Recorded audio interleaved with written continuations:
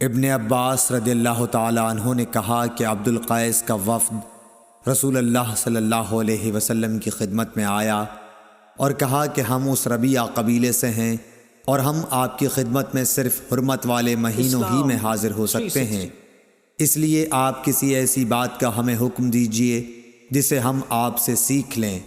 اور اپنے پیچھے رہنے والے دوسرے لوگوں کو بھی اس کی دعوت دے سکیں۔ آپ نے فرمایا کہ میں تمہیں 4 چیزوں کا حکم دیتا ہوں اور 4 چیزوں سے روکتا ہوں۔ پہلے خدا پر ایمان لانے کا، پھر آپ نے اس کی تفصیل بیان فرمائی کہ اس بات کی شہادت دینا کہ اللہ کے سوا کوئی معبود نہیں اور یہ کہ میں اللہ کا رسول ہوں، اور دوسرے نماز قائم کرنے کا، تیسرے زکوٰۃ دینے کا، اور چوتھے جو مال تمہیں غنیمت میں ملے اس میں 5واں حصہ ادا کرنے کا، اور تمہیں میں تومڑی، حنتم، قصار اور نقیر کے استعمال سے روکتا ہوں۔ صحیح بخاری حدیث نمبر 523۔